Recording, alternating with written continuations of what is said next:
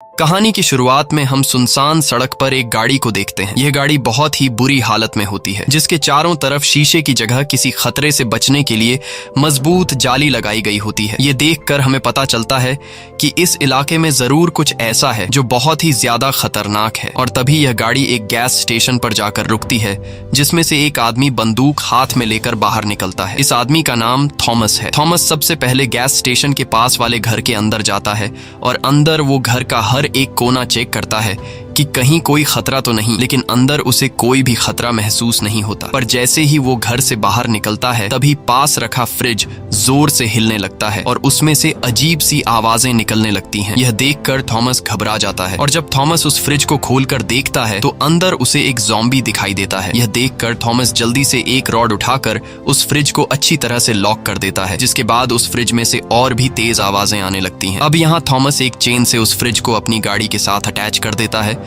इसके बाद थॉमस अपनी गाड़ी स्टार्ट कर देता है और उस फ्रिज को घसीटता हुआ धूप में ले आता है। अब यहाँ थॉमस गाड़ी से निकलकर उस फ्रिज से थोड़ी दूरी पर खड़ा होकर बंदूक से फ्रिज के लॉक को शूट करके तोड़ देता है और तभी उस फ्रिज में से एक ज़ॉम्बी बाहर निकलता है। बाहर निकलते ही जैसे उस ज़ॉम्बी के बॉडी पर सूरज की रोशनी पड़ती है, वो ज़ॉम्बी जलने लगता है और उसकी बॉडी से धुआं निकलते हुए तड़प रहा होता है। कुछ देर बाद देखते ही देखते वो ज़ॉम्बी मारा जाता है। ये देखकर हमें पता चलता है कि यह ज़ॉम्बी सूरज की रोशनी को बर्दाश्त नहीं कर सकते। सूरज की रोशनी इनकी स्किन को जलाती है, जिस वजह से ये ज़ॉम्बी दिन में सोते हैं और रात को शिकार के लिए बाहर निकलते हैं। अब यहाँ थॉमस वापस गाड़ी में बैठकर आगे की तरफ निकल पड़ता है और कुछ ही देर बाद वो एक शहर में पहुंचता है, जहाँ थॉमस खाना ढूंढने के लिए एक बड़े घर के अंदर घुसता है। घर के अंदर घुसते ही हम देखते हैं कि घर का सारा सामान यहाँ वहाँ बिखरा पड़ा है। तब थॉमस बहुत ही चौकन्ना होकर घर के हर एक कोने को देखता है कि कहीं यहाँ पर ज़ॉम्बी तो नहीं, और तभी उसे किचन में एक मरा हुआ आदमी दिखाई देता है, जिसे ज़ॉम्बी ने मार दिया था। यह देखकर थॉमस अलर्ट हो जाता है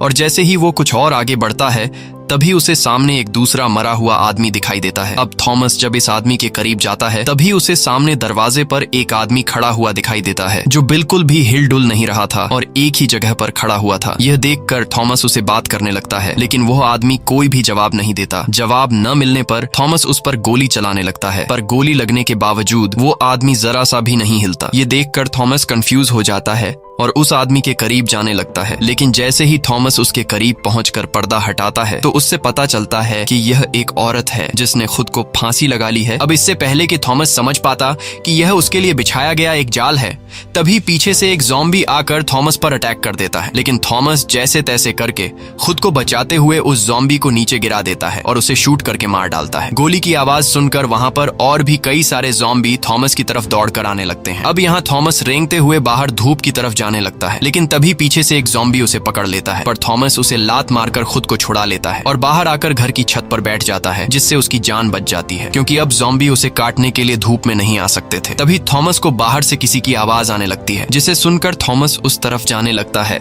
और तभी उसे छत से नीचे रोड के बीचों बीच एक लड़की बैठी हुई दिखाई देती है। वो लड़की धूप में सिर नीचे झुकाकर बैठी होती है। यह देखकर थॉमस इतना तो समझ जाता है कि यह लड़की कोई ज़ॉम्बी नहीं है, क्योंकि अगर यह कोई ज़ॉम्बी होती तो धूप लगने की वजह से वो जल जाती। पर थॉमस को यह समझ नहीं आ रहा होता कि आखिर यह लड़की अकेले ऐसे क्यों बैठी है। और तभी वहां पर एक गाड़ी आती है। गाड़ी के अंदर मौजूद लोग सड़क के बीचों बीच एक लड़की को बैठा हुआ देखकर वो लोग गाड़ी रोक लेते हैं और उसमें से 4 लोग हाथों में बंदूक लिए बाहर निकलते हैं, जिसमें एक लड़की भी होती है और इस लड़की का नाम सारा है। इन चारों में से एक आदमी सड़क पर बैठी उस लड़की की मदद के लिए बड़ी सावधानी से आगे बढ़ता है, लेकिन उसे पता नहीं था कि यह इनके लिए एक जाल है। और जैसे ही वो आदमी उस लड़की के करीब पहुंचता है, तभी ऊपर से कोई उसे शूट कर लेता है, जिससे उस आदमी की मौत हो जाती है। ये देखकर उस आदमी के बाकी साथी गाड़ी के पीछे छुप जाते हैं। यहाँ हमें पता चलता है कि इस लड़की को एक गैंग के लोग चारे के तौर पर इस्तेमाल कर रहे हैं। अब इन दोनों ग्रुप्स के बीच फायरिंग शुरू हो जाती है,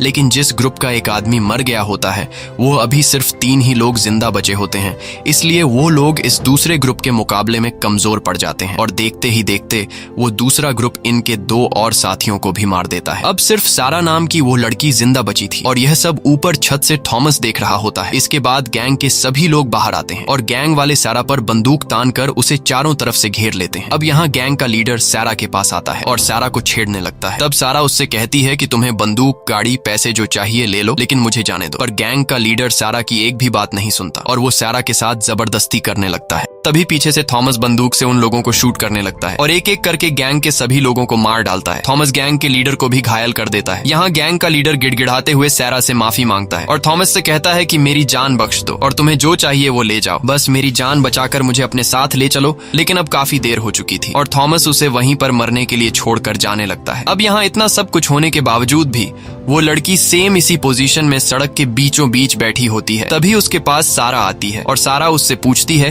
कि तुम्हें और तुम्हारे बच्चे को क्या हुआ है। तब वो लड़की अपना बच्चा दिखाती है, जिसे देखकर हमें पता चलता है कि ये कोई असली बच्चा नहीं बल्कि एक बेबी डॉल है। और साथ ही हमें पता चलता है कि इस लड़की की दिमागी हालत ठीक नहीं। अब यहाँ सारा को इस लड़की पर तरस आ जाता है, इसलिए सारा उसे अकेले नहीं छोड़ना चाहती थी, क्योंकि अगर ये लड़की अकेले यहाँ रही तो रात होते ही ज़ॉम्बी इसे नोच कर खा लेंगे। इसलिए सारा इस लड़की को अपने साथ लेकर सीधा थॉमस के पास जाती है और सारा थॉमस का शुक्रिया अदा करती है। वो थॉमस से कहती है कि अगर तुमने मेरी मदद नहीं की होती तो अब मैं जिंदा नहीं होती। थॉमस उसकी बातों का कुछ खास जवाब नहीं देता और कहता है कि मैंने तुम्हारी जान बचाई, अब तुम जहाँ जाना चाहती हो वहाँ जा सकती हो। तब सैरा कहती है कि मैं शहर के बीचों बीच अपने ग्रुप के साथ रहती हूँ, वहाँ हमारे पास ढेर सारा खाना है और हम जिस जगह में रहते हैं वो एक पुलिस स्टेशन है, इसलिए तुम भी हमारे साथ चलो, वहाँ तुम्हें खाना भी मिलेगा और तुम्हारी जान भी सेफ रहेगी। थॉमस को सारा की बात ठीक लगती है, इसलिए थॉमस उसके साथ जाने के लिए मान जाता है, जिसके बाद ये तीनों गाड़ी में बैठकर निकल पड़ते हैं। कुछ दूर आगे जाने के बाद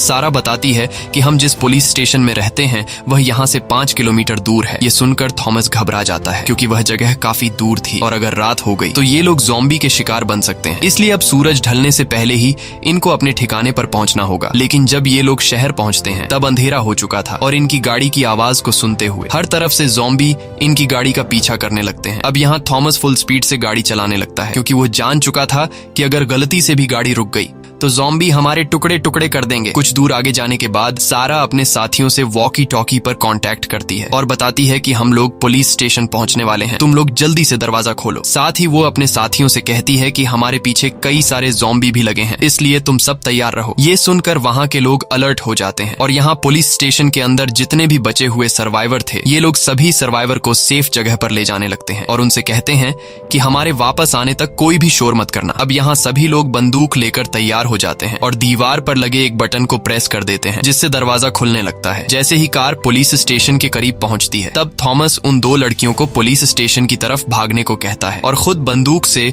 उन ज़ॉम्बीज को शूट करके रोकने लगता है। यहाँ सारा की टीम वाले भी ज़ॉम्बीज पर फायरिंग शुरू कर देते हैं, जिससे कई सारे ज़ॉम्बी मारे जाते हैं। लेकिन ज़ॉम्बीज की तादाद में कोई कमी नहीं आ रही थी, बल्कि आसपास जितने भी ज़ॉम्बीज थे वो सभी गोली की आवाज सुनकर इनकी तरफ बढ़ने लगते हैं। इसलिए अब थॉमस भी जल्दी से पुलिस स्टेशन के अंदर आ जाता है। थॉमस के अंदर आते ही दरवाजा बंद होने लगता है। जैसे ही दरवाजा बंद होने वाला होता है तभी थॉमस बाहर एक बड़ा मॉन्स्टर ज़ॉम्बी देखता है, जिसने अपने चेहरे को चादर से ढक दिया होता है। उस ज़ॉम्बी को देखकर थॉमस उस पर कई सारी गोलियां चलाता है, लेकिन उस ज़ॉम्बी पर गोलियों का असर ही नहीं हो रहा था और वो ज़ॉम्बी थॉमस को काफी गुस्से से देख रहा होता है। साथ ही थॉमस भी उस ज़ॉम्बी को काफी गुस्से से घूरने लगता है। यह देखकर हमें पता चलता है कि ये दोनों एक दूसरे को पहले से जानते हैं और इनकी आपस में पहले से दुश्मनी है। अब यहाँ दरवाजा बंद होने के बाद एक बूढ़ा आदमी जो यहाँ का चीफ है वह सारा से पूछता है कि यह आदमी कौन है और तुम्हारे साथ क्या कर रहा है। तब सारा बताती है कि हम पर एक गैंग के कुछ लोगों ने हमला कर दिया था, जिसमें मेरे साथ 3 लोग मारे गए और मैं भी उस गैंग वालों के हाथ मरने ही वाली थी। लेकिन तभी वहाँ पर थॉमस आ गया और थॉमस ने मेरी जान बचाई। अब यहाँ चीफ थॉमस से पूछता है कि तुम कौन हो और यहाँ क्या करने आए हो। तब थॉमस बताता है कि मैं इस शहर में अकेला रहता हूँ और हर रोज जहाँ पर भी मुझे ज़ॉम्बीज नजर आते हैं मैं उन्हें मार देता हूँ, क्योंकि इन ज़ॉम्बीज की वजह से मेरी वाइफ की जान चली गई और जब तक मैं अपनी वाइफ के कातिल ज़ॉम्बी को मार नहीं देता तब तक मैं ज़ॉम्बीज को मारता रहूंगा। ये सुनकर चीफ को थॉमस की बातों पर यकीन होने लगता है और उसे आज रात यहीं पर गुजारने का इजाजत दे देता है। लेकिन चीफ के इस फैसले से वहाँ पर खड़ा इनका एक साथी खुश नहीं होता और कहता है कि थॉमस भी उसी गैंग का आदमी है जिन्होंने हमारे 3 साथियों को मार दिया है और थॉमस यहाँ आकर हमारा खाना और बंदूकें चुराना चाहता है। ये सुनकर फिर से इनके बीच बहस छिड़ जाती है। तब यहाँ सारा सभी को शांत करती है और बात को पलटते हुए कहती है कि मैंने प्लेन की जगह ढूंढ ली है। ये सुनकर सभी लोग सारा की बात को सुनने लगते हैं। तब सारा सभी को प्लेन का फोटो दिखाती है और मैप में एक जगह की तरफ इशारा करते हुए कहती है कि प्लेन यहीं पर है, जो बिल्कुल ठीक हालत में है और ये प्लेन यहाँ से 150 किलोमीटर दूर है। इसलिए अगर आज रात हम लोगों ने सरवाइव कर लिया तो कल हम लोग प्लेन के पास पहुंचकर इस शहर को हमेशा के लिए छोड़कर जा सकते हैं। सारा की यह बात सुनकर सुनकर सभी काफी खुश हो जाते हैं, लेकिन इन्हें इस बात की खबर नहीं थी कि यहाँ अब एक रात भी गुजारना काफी मुश्किल है, क्योंकि उन ज़ॉम्बीज़ को इनके ठिकाने का पता चल चुका है। यहाँ चीफ थॉमस से कहता है कि तुमने सारा की जान बचाई है और सारा ने तुम्हारे बारे में काफी अच्छी बातें की हैं, लेकिन मुझे अब भी तुम पर पूरा भरोसा नहीं है, इसलिए आज रात तुम यहाँ पर रह तो सकते हो, लेकिन सोने से पहले तुम्हें अपनी बंदूक हमें देनी होगी, नहीं तो तुम यहाँ से जा सकते हो। अब यहाँ थॉमस बंदूक देने से इनकार कर देता है, लेकिन तब सारा उसके पास आती है और उससे कहती है कि बंदूक